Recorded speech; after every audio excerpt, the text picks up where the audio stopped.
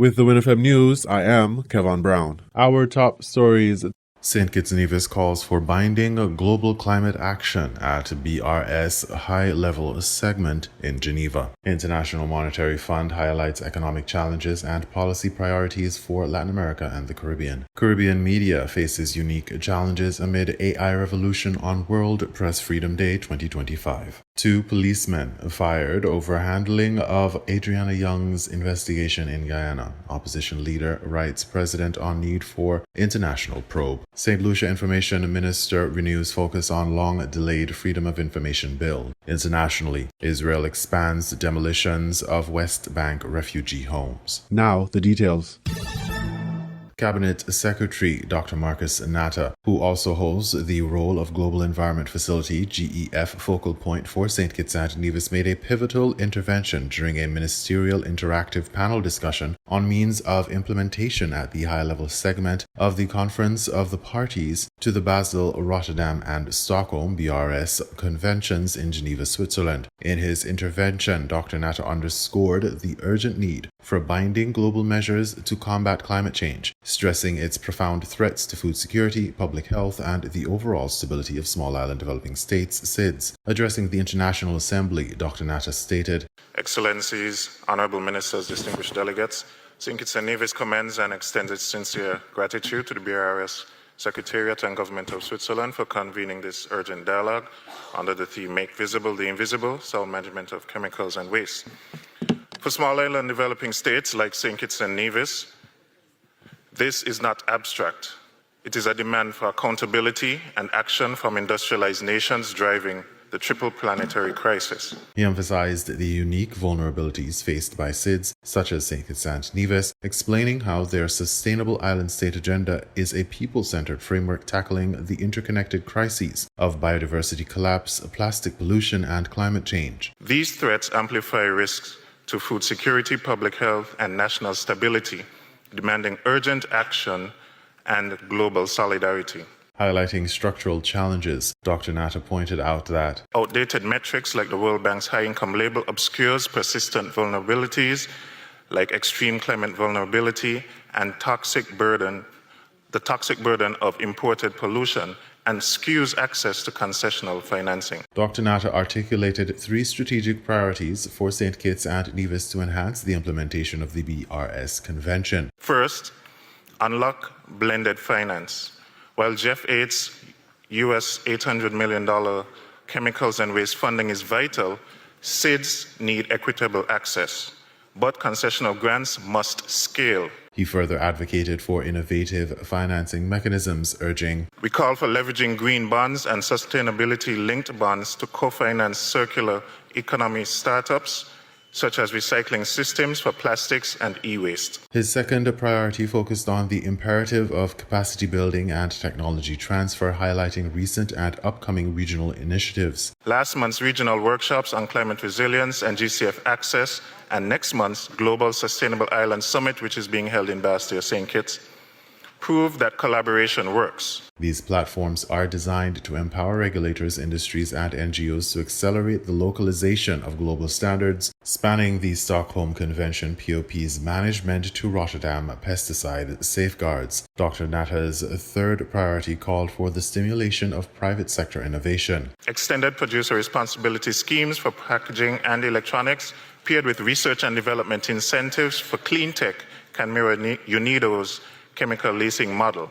And by de-risking green investments, we harness private sector expertise for scalable solutions. In concluding his intervention, Dr. Natta issued a powerful call for collective responsibility and binding action. Excellencies, SIDS cannot shoulder this burden alone. Let this COP be remembered not for rhetoric, but for binding commitments, advocate for modernizing financing metrics, enforce producer accountability, and amplify SIDS voices. Together, let us make the invisible visible through justice, equity, and unstoppable resolve. St. Kitts and Nevis stands ready to lead. We urge you to act. The intervention reflects St. Kitts and Nevis's ongoing leadership commitment to environmental justice and the urgent global response demanded by climate change's disproportionate impact on vulnerable island nations. The upcoming Global Sustainable Island Summit in Bastille-St. Kitts will be a key forum for continuing dialogue and collaborative action in this critical area. The BRS Convention's high-level segment in Geneva continues to serve as a vital platform for nations to address the critical implementation challenges of chemicals and waste management. SIDS prominently voice their need for equitable support and binding international commitments. At the Western Hemisphere Department's press conference during the spring meetings of the International Monetary Fund and World Bank for 2025, Rodrigo Valdez, director of the Western Hemisphere Department at the International Monetary Fund, emphasized the dual nature of the regional economic landscape, navigating uncertainties while strengthening economic resilience. His remarks underscored the importance of balancing caution and proactive policy measures in the face of evolving global conditions. Valdez outlined the economic trajectory of Latin America and the Caribbean, noting moderate growth compared to earlier expectations. For Latin America and the Caribbean, in average, we expect growth to slow down from 2.4% last year to 2% this year, 2025, against 2.5% that we were expecting 6 months ago. After that, we expect growth will edge back to 2.4%. He pointed out that consumption continues to be the primary driver for economic activity, fueled by resilient labor markets. However, the outlook is tempered by several headwinds, including slower global growth, elevated uncertainty, the impact of tariffs, and tighter domestic policies in certain countries. A journalist made a regional distinction between the Eastern Caribbean and the Western Hemisphere in addressing inflation dynamics, highlighting the relative stability in inflation across much of the hemisphere. However, this raised an important policy question about priorities, whether the focus should be on debt and fiscal risks or growth. On balancing growth support and fiscal adjustments, Valdez remarked, Let me move to the question of supporting growth or adjusting. The first thing is to notice that the way this shock is playing out is still very uncertain. And I would say that part of the discussions we had with the authorities is that before deciding actively what to do, we have to wait a bit more and understand better. That's the first point. He also highlighted the diversity within the region in terms of fiscal space. There are countries that may have some space to react fiscally if needed, but many others, in reality, do not have that space. But working, again, in the fiscal risk side, opens up space for monetary policy. It's very different for a central bank to face an economy where fiscal risks are increasing, are becoming more and more complex, compared to another one where the fiscal continues to adjust and there's no problems of fiscal credibility. Therefore, we see that this goal that we had before of rebalancing monetary and fiscal policy continues to be very important. Complementing these observations, Ana Corbacho, Deputy Director of the Western Hemisphere Department of the IMF, emphasized the critical role of structural reforms in the Caribbean. She noted the need to address long-standing challenges to boost growth potential. I wanted to touch on a third very important area of policy efforts when it has to do with structural reforms. We expect the Caribbean to converge to a level of medium-term growth or potential growth that is quite low.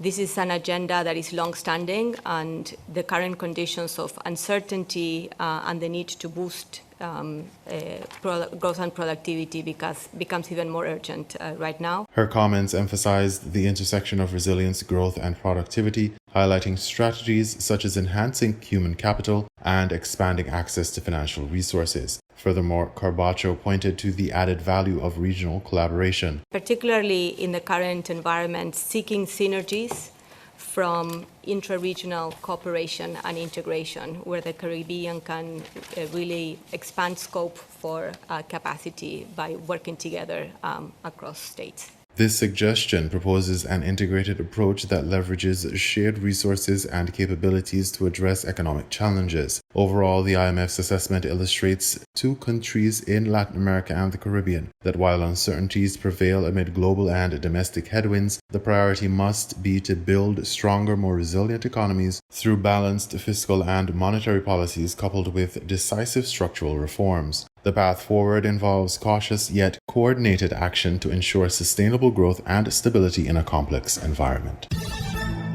On World Press Freedom Day 2025, the Media Institute of the Caribbean (MIC) has sounded a clarion call to confront the sweeping influence of artificial intelligence on journalism, highlighting the Caribbean's distinctive struggles, including media visibility, the spread of misinformation, and vulnerability to natural disasters. The MIC insists that the region must carefully navigate the opportunities and risks AI presents. Kiran Maharaj, MIC president, emphasized AI's dual impact, underscoring the imperative for balanced governance. As with all things, there is a good side and a bad side, especially when it comes to innovation, and AI is no different.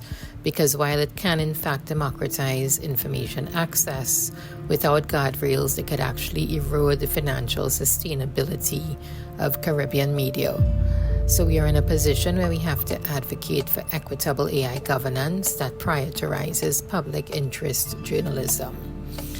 On World Press Freedom Day, the Media Institute of the Caribbean underscores the urgent need to address the transformative impact of AI on journalism. And not just journalism, but when we look around, we have to consider the creative sector as well, because it is a wealth of knowledge and information that is unique to our region. And we have to continually ensure that we protect it in the best way we can, but that we also take advantage of the opportunities to make it an ecosystem and a business sector that is not just profitable, but will be lasting, and so it will benefit everyone. Her remarks bring attention to the delicate balance between embracing technological advances and safeguarding the enduring viability of Caribbean media outlets amid evolving dynamics. The region, known for its rich cultural expressions and vibrant storytelling traditions, is at a critical juncture. It is attempting to protect its knowledge capital while harnessing AI as a business enabler. Further reinforcing the call to action, Wesley Gibbons, MIC Vice President, pointed to the practical steps Caribbean media must take to survive in this new era. It's clear that Caribbean media must adopt AI-driven verification tools while investing in digital literacy programs. Our very survival depends on retaining public trust through accuracy and transparency. Gibbons' statement underscores that trust, accuracy, and transparency remain foundational pillars in journalism. Values AI tools must support rather than undermine. Complementing the regional perspective, Antonio Guterres, Secretary General of the United Nations, issued a compelling message on the global state of press freedom and the profound challenges emerging technologies pose. In a world plagued by conflict and division, World Press Freedom Day highlights a fundamental truth. Freedom for people depends on freedom of the press. Free and independent journalism is an essential public good. It's the backbone of accountability, justice, equality, and human rights. Journalists everywhere must be able to report freely and without fear or favor. When journalists are unable to work, we all lose. Tragically, this is becoming more difficult every year and more dangerous. Journalists face attacks, detention, censorship, intimidation, violence, and even death simply for doing their jobs.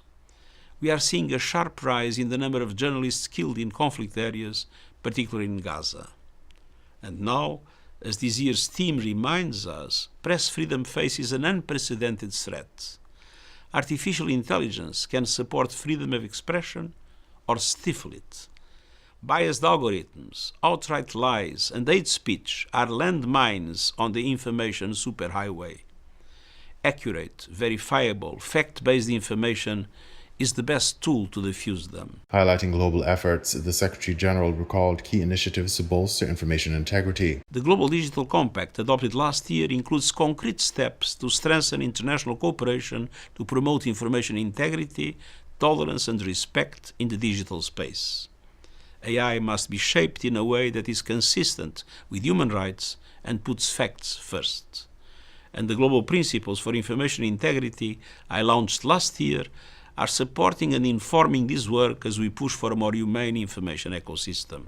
On this World Press Freedom Day, let's commit to make this a reality and safeguard press freedom and the press everywhere. The intersecting concerns about AI's promise and peril call for immediate collective action, both regionally and globally, to craft equitable AI governance frameworks that protect journalism and the wider creative sectors intrinsic to Caribbean identity. As highlighted by MIC and the United Nations, ensuring the financial sustainability and credibility of media, combating misinformation, and safeguarding journalists' safety remain imperative on this World Press Freedom Day. The message is clear. The digital future must be shaped with vigilant responsibility and a steadfast commitment to upholding press freedom for all.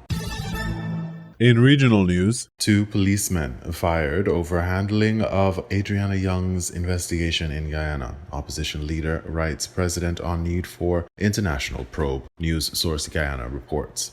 The Guyana Police Force has reported that 2 policemen, a corporal and a constable, have been relieved of their duties for neglect over their handling of the early investigations into the report that was filed after 11-year-old Adriana Young went missing at a Doubleday hotel. She was later found dead in the hotel's pool the following day. In a statement on Thursday, the Guyana Police Force indicated that the commander, Khalil Mandal, remains on administrative leave as the investigations into the young girl's death continue. Additionally, the Guyana Police Force has stated that the owner of the Doubleday Hotel, who was in police custody, was released after the statutory detention period elapsed. He has been instructed by the investigators to report on a daily basis to the police until the outcome of the investigation. The hotel owner has been blacklisted from leaving the country, the police said. The police also said DNA samples obtained from the hotel owner and those of Adriana Young have been escorted by a forensic investigator for advanced testing and analysis in the U.S. at the Mount Sinai Health System. Meanwhile, the Guyana Police Force sought to offer an explanation of its initial report that a young girl was seen leaving the hotel when that turned out to be false. The police said a civilian staff member who it did not name was also sent on administrative leave, and that person is the person who was on duty at the command center on the day in question. And she has admitted to detectives that she entered the wrong date while checking the camera system located within the vicinity of the Doubleday Hotel. She had been tasked to ascertain whether or not Adriana Young had left the hotel. The police said as a consequence of her error, she misled the ranks by reporting that she observed a female who fitted the description of Adriana Young leaving the hotel with a male. Investigations have also revealed that there was a sergeant from the Special Constabulary Unit who misled her colleagues when she claimed that she was on duty in the region's operation room, and a male anonymous caller informed her that Adriana Young was seen leaving the hotel after she joined a black vehicle. According to the police, in an effort to investigate the origin of the information about that vehicle, investigators managed to obtain the call information and arrested the male anonymous caller, who turned out to be someone who is well acquainted with a special constabulary rank. He also informed detectives that he and the female spoke for 10 minutes, during which he told her that he was standing in front of the hotel when he overheard persons talking about the girl leaving in a black room. He related the information to the special sergeant. The call log, the police said, confirmed the duration of the phone call as related by the individual. All that information turned out to be inaccurate, and the Guyana Police Force stated that its initial statement on the missing girl was very inaccurate. Leader of the opposition Aubrey Norton has formally written the government requesting an international probe into the death of 11-year-old Adriana Young. Even as his party, the People's National Congress, holds discussions with his coalition partners to devise a strategy to hold the authorities' feet to the fire to ensure that justice is served. Adriana Young was found dead in a pool at a Doubleday Hotel last Thursday, one day after she went missing while visiting the hotel with her family. 3 international pathologists have said that she died by drowning, but several questions surrounding her death remain. At a press conference earlier today, Mr. Norton accused the Irfan Ali administration of employing delaying tactics to drag out the investigation and silence the demands for justice. To date, the government has displayed no willingness and urgency to consent to the demands for one, an independent criminal investigation into the events at the Doubleday Hotel by international experts, and two, an international probe into the entire operations of the Guyana Police Force, including the use by the police of live rounds and deadly force during public protests. Instead, both President Ali and Vice President Jack Dill have been trying their utmost to divert attention and downplay the incident and engage in deception. On Monday, President Irfan Ali told reporters that the pathologist ruled out forced drowning. But the family's attorney, Darren Way, said while drowning was given as the cause of death, the manner of death is still to be investigated, as he rejected the claim by the president. Vice President Barra Jagdeo has said the circumstances surrounding the death of Adriana must be thoroughly investigated. The opposition leader said at the time when the nation is in grief, deeply affected by the death of the young girl, the government is still not doing enough to ensure justice is done in the matter. The people will not relent in our demand for impartial, reputable international investigations into both the crime and the Guyana Police Force. The terms of references for the investigations must ensure thoroughness and truthfulness. Anything less will be an affront to the memory of Adriana and an insult to her parents, loved ones, and all Guyanese. The opposition leader said there are many unanswered questions that only an independent probe may be able to address.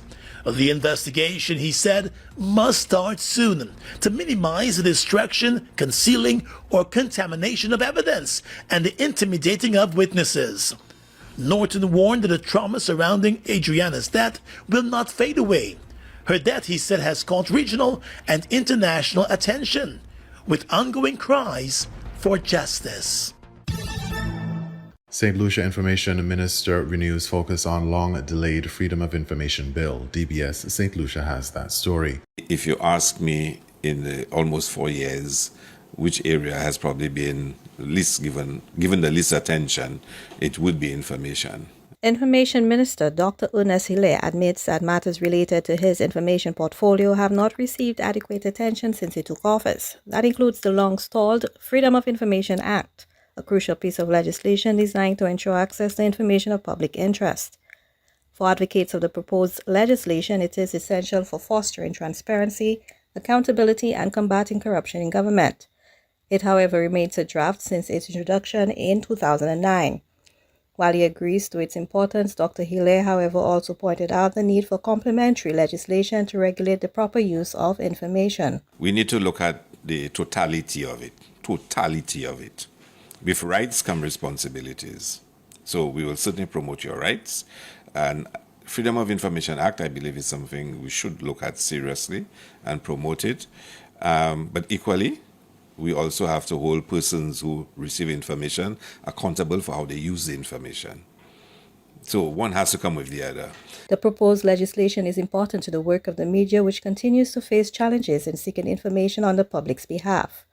With World Press Freedom Day on May 3rd, Dr. Hilaire was questioned about the government's plans, if any, to advance this critical piece of legislation. I think we will have to spend some more time focusing on it because there was a lot of talk about a new Information Act, which the time has probably arrived for me, certainly as minister, to give more focused attention to this and to make sure.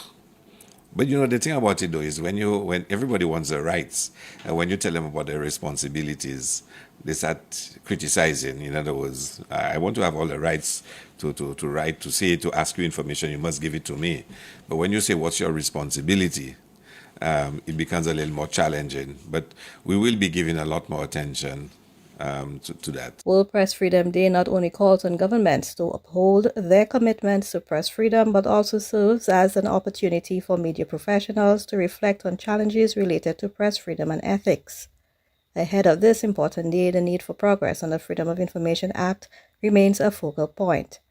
Many are hopeful that the government will take decisive steps towards enacting the Freedom of Information Bill, reinforcing the commitment to transparency in public governance. For the DBS News World, Zane Romulus reporting. We now bring you these international reports.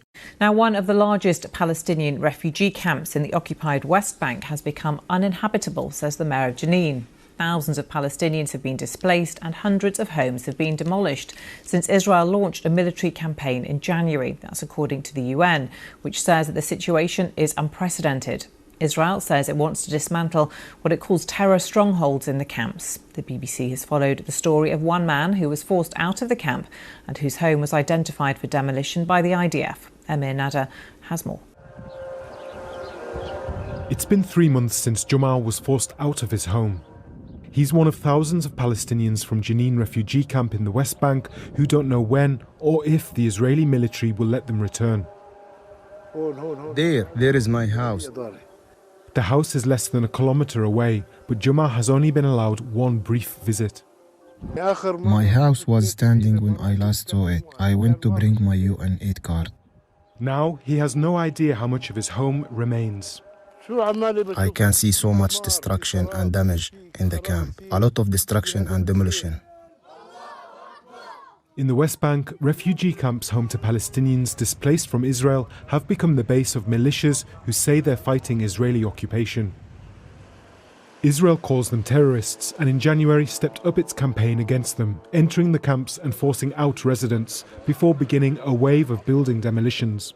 While filming, we see Palestinian municipal workers attempting to clear a route to a hospital. They're detained, then denied entry to the blockaded camp. There are big challenges in terms of providing services to citizens. As everyone knows, the infrastructure in Jenin camp has been totally demolished. Israel's goal is to try to make Jenin camp totally unfit to live in. And I am telling you, it has now become completely unlivable. Israel says the demolitions are necessary for its counter-terrorism operations, improving military movement through the camps, but doesn't confirm which buildings it's destroyed. In March, Israel issued a map of over 90 buildings it said it would demolish in Jenin camp. Jumar's appeared to be among them. Using satellite imagery, we've identified that at least 33 of those buildings have been destroyed, including Jumar's. The UN says it estimates that Israel has demolished 200 buildings housing 600 apartments in Jenin camp alone. Now living in temporary accommodation, Jumar is indignant about losing his home. Why did they demolish my house? I want to know. I want the Israeli army to give me justification. I had no links to militants. I am a peaceful person. Jumar, like thousands of other Palestinians in the West Bank, now doesn't know where he will live next, without compensation and with few of his life's belongings, besides the family pet. I am only looking to live in peace and freedom. That's it. I swear, I am so sick of it all. We have had enough. Emir Nada, BBC News. More than 18 million Australians are registered to vote in this federal election, with Prime Minister and Labor leader Anthony Albanese facing off against Liberal Party leader Peter Dutton. Australians don't directly elect their Prime Minister, instead they vote for local representatives. And it's worth noting that Australia has mandatory voting. Those who don't vote but are eligible face a fine.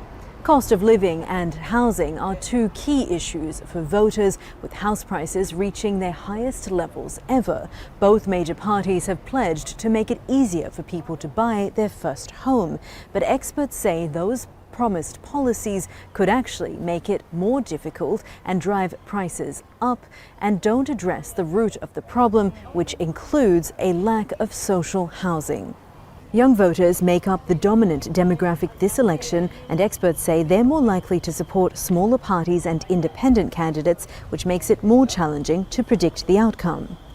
Global economic uncertainty sparked by Donald Trump's tariffs is also weighing on the minds of some voters. Donald Trump imposed a 10% tariff on all Australian goods, and Australia is also affected by the 25% tariff on the steel and aluminium sector.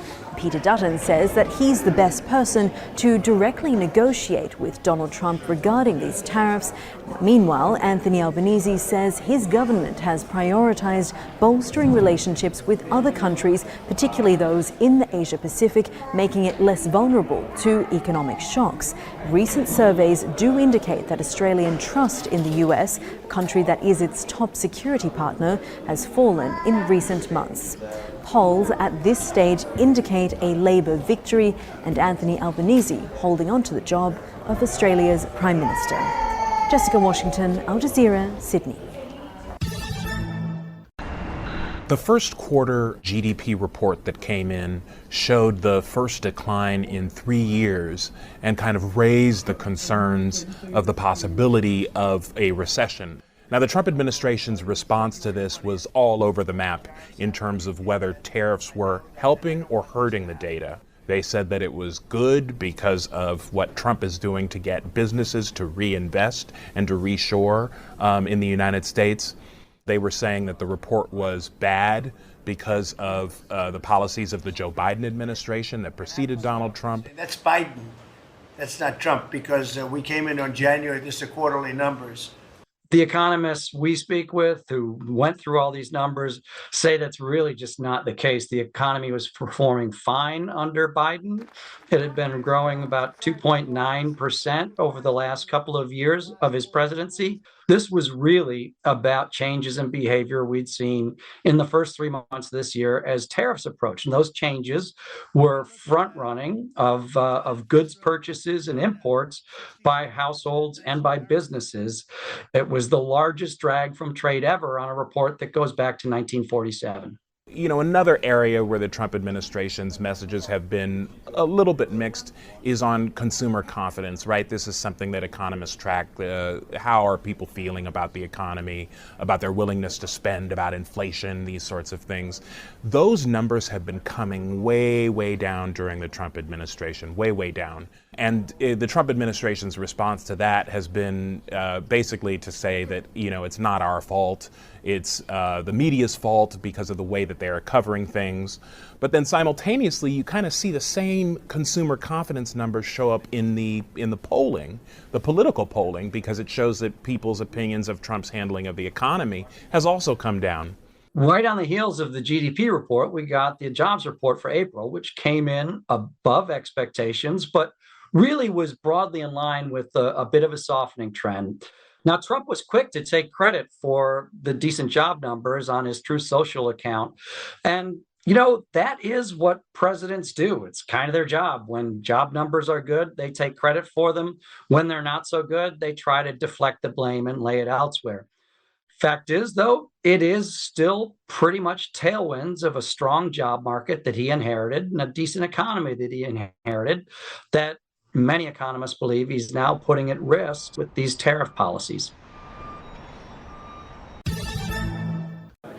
U.S. stocks advanced on Friday, notching the second straight week of gains, helped by strong economic data and potential easing of trade tensions between the U.S. and China. The Dow added roughly 1.4%, while the S&P 500 and NASDAQ climbed about 1.5% each. The U.S. economy added 177,000 jobs in April, exceeding expectations, while the unemployment rate held steady at 4.2%. The data helped to assuage concerns of an economic slowdown following a Commerce Department report showing a contraction in U.S. gross domestic product for the first time in 3 years, weighed down by a tariff-induced flood of imports. Chris Brigatti, Chief Investment Officer with SWBC, says the jobs report will convince the Federal Reserve to keep interest rates on hold at its meeting next week. With regard to the Fed and where they stand with the current jobs report, I do expect them to be allowed to kick the can down the road a little bit again. They've been very direct, and Chair Powell has been very forceful with regard to his expectation that they need more data and they can be patient with their approach. He's touted his independence and the Fed's independence as a policy-setting mechanism, and I think they continue to have that bandwidth to be able to determine where they want to be. Also, China said on Friday that it was evaluating an offer from the U.S. to hold talks over President Donald Trump's 145% tariffs, which he had imposed on Chinese imports. The tit-for-tat tariffs between the world's two largest economies have kept investors on edge, with both sides unwilling to be seen backing down. Stocks on the move included Apple, which fell nearly 4%, after the iPhone maker trimmed its share buyback program by $10 billion, and CEO Tim Cook told analysts that tariffs could add about $900 million in costs this quarter. And shares of Take-Two Interactive dropped more than 6.5%, after the video game maker delayed the release of Grand Theft Auto 6 to May 2026.